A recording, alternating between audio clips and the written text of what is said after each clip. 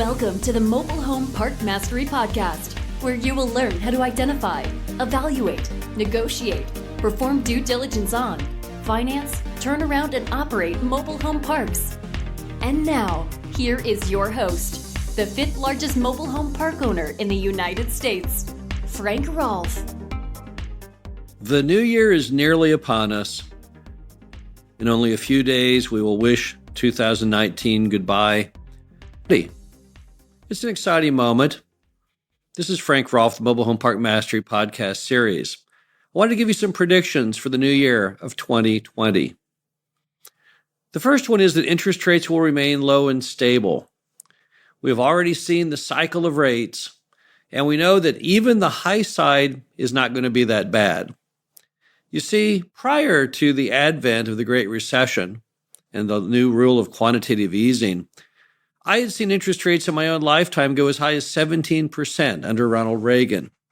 And I just assumed that rates could always go in these vicious cycles because that's what I had seen early in my career. The U.S. average interest rate was running about 7% in 1776. And I just assumed that rates would always be roughly 7% to 17%. But then things changed. What happened? Well, we became a nation of borrowers. In fact, we're the largest debtor in the world. We have nearly $20 trillion of debt. When Reagan made his bold moves to raise rates back in his presidential term, we only had less than $1 trillion of debt. Today, the federal government could not afford rates too high or we would all go bankrupt. So if you watch the current cycle, and it's a long cycle in the making, 2007 was the Great Recession. We're now 13 years later. What's the highest we saw in interest rates during that cycle for mobile home parks? About 6%.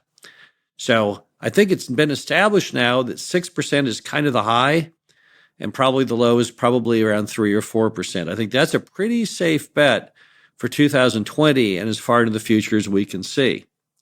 I think you'll also see in 2020 that our industry will continue to be either the lowest or next to lowest default rate of any form of real estate. And personally, I'm pretty sure we will soon be the lowest default rate of all. You see, self-storage had for the longest time challenged us in default. One year they would be first, we would be second. The next year we would be first, they would be second. But they kind of ruined themselves recently. In the last 2 years, they built about $10 billion of new construction, or should we call it over-construction. So it's unlikely that those self-storage loans are going to do that well going forward. So I'm pretty sure we will now take the number one spot and hold that for a long time. Why is that important? Well, when you are the lowest form of default, banks love you. And that means we will continue to be very, very desirable by banks of all sizes. Next, cap rates will remain in a range of about 6% to 8%, with buyers counting on raising rents and filling vacant lots for upside. And I think that very comfortable 1 to 3 point spread will remain common throughout 2020 and even beyond.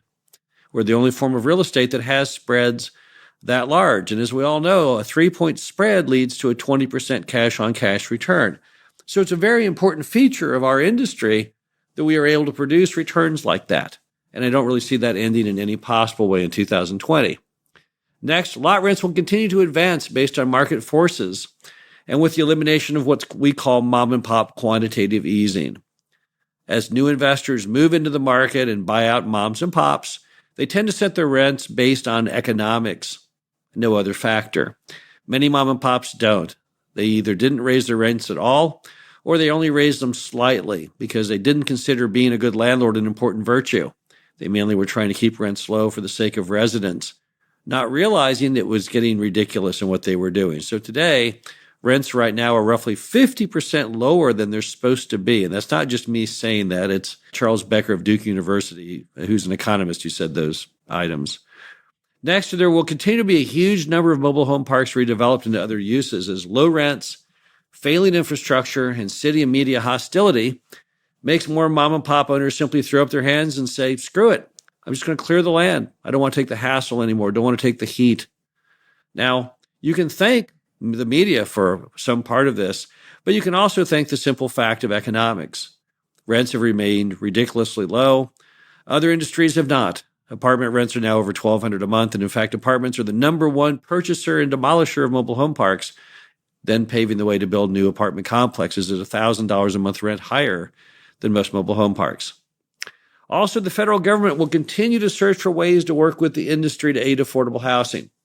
Now, they have succeeded in one important area, and that is with Fannie Mae and Freddie Mac agency debt. In fact, agency debt now accounts for more than 50% dollar volume of every loan made in the mobile home park industry. But what we really need them to do is to promote home mortgages for mobile home buyers. That's the missing piece we really need them to get going on. You see, the industry used to have much, much higher sales than it does today. And the reason was that people could go to a mobile home park manufacturer and retailer and buy the new home of their choice with the colors they want, the color of carpet, color of walls, color of the exterior, exactly what they wanted. They could get a loan, buy the mobile home, and move it into a mobile home park, the same as you could do when you go out and buy a car. However, unlike the car industry, which still gives away very, very easy to obtain credit, park owners can get credit through Fannie Mae, Freddie Mac, but right now, homeowners cannot. And we're hoping in 2020 that tends to subside. There was supposed to be a test done this year, although I haven't seen any report if it actually happened or not, where Fannie Mae and Freddie Mac were going to test issuing loans, or at least backing the loans of buyers for mobile homes.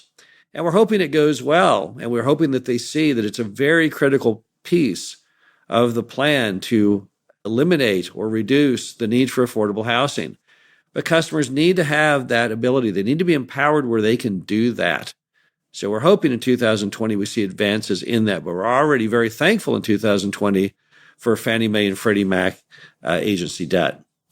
We also think in 2020 the industry will continue to fracture more between the needs and the wants of park owners and those of the manufacturers. You see, when I got in the industry, the sales were about 400,000 units per year. That's how many mobile homes were produced in factories. And if you look at the charts of the past, it was typically always a range of 200,000, 300,000, 400,000 units per year. And then what happened? Well, then we had the Great Recession and what's also known as the Great Chattel Crisis, and lenders just stopped making loans on mobile homes. Now, the industry, the manufacturing part of the industry, is pushing for a new thing called cross-mod.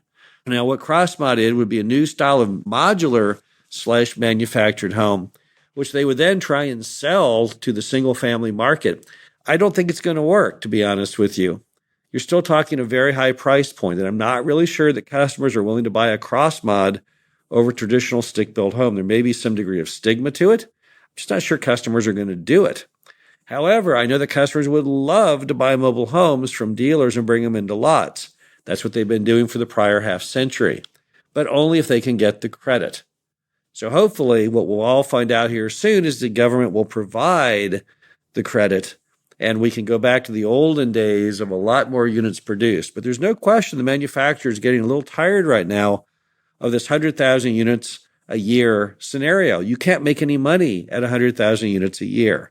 And there's a lot of idle factory space. Bear in mind that during the boom, these factories operated in 3 shifts, 24 hours a day. That's where things need to be when you have a big factory to really make sense of your capital expenditure. Hopefully we can get back to the industry doing those kind of production numbers, but I don't think you're going to see it necessarily in 2020, but perhaps the groundwork can be laid by more Fannie Mae, Freddie Mac financing of homeowners. Next, you're going to see community owners continue in 2020 to push for maximization of appearance and functionality of every inch of the property out of their own selfish push for the highest resident retention and completely to the gain of the residents. There's no question in my mind we are entering a new golden age of the mobile home park to the benefit of residents, owners, City Hall, and surrounding communities. We had a prior golden age back in the 50s and the 60s. There were 3 movies with high-profile actors and actresses based in mobile home parks during that era. The Long, Long Trailer, starring Lucy and Ricky. Lucille Ball, huge star at the time, and her husband, Desi Arnaz, in the movie move out of a Manhattan penthouse to live in a mobile home park because they felt the mobile home park was a cooler, more hip way of living. And then you saw it in 2 more movies with Elvis Presley himself. It happened at the World's Fair in 1963 and Speedway in 1968. That was the first golden age of the mobile home park, but I think it's coming back. I think we're entering a new age where mobile home parks are once again thought of favorably and they definitely are much more impressive as far as the quality of the product. We also think that you're going to see in 2020 continually more possibilities thrown out, more toes put into the water of new ways to take what we have and advance it further. I think that one day mobile home parks, in fact, may be called high-density subdivisions or HD subdivisions, and that perhaps 100 years from now, the mobile homes as we know them today won't exist. It will have been replaced with tiny homes or 3D printed homes or some other form of housing, some kind of housing that finds our permits valuable, but our product archaic. We would love to be able to go into the future and see what a mobile home park will look like 100 years from now. And I'm sure we would be as shocked as those who owned the parks back in the 40s and the 50s would think if they saw them today themselves. We're just fascinated by the rich tapestry of the industry. We really want to know where this narrative leads. Where does all this hard work that everyone is putting in today, bringing these old mobile home parks back to life, where does that ultimately go? I would like to know as much as anybody. The bottom line is that we believe 2020 will be another great year for the industry, and it will be great for residents and homeowners alike. We really feel like the golden age is upon us, that we're onto something big. We are the last vestige of the attempt to solve affordable housing in America. We think it'll be more greatly respected in 2020 than in prior years, and there'll be a lot more advancements made. This is Frank Rolfe, the Mobile Home Park Mastery podcast series. Hope you enjoyed this and talk to you in the new year. Thank you. See you soon. Thank you for listening to the Mobile Home Park Mastery podcast. Be sure to visit us at mhpmastery.com to subscribe to the show, read our show transcriptions, and access all of our great information on mobile home park investing.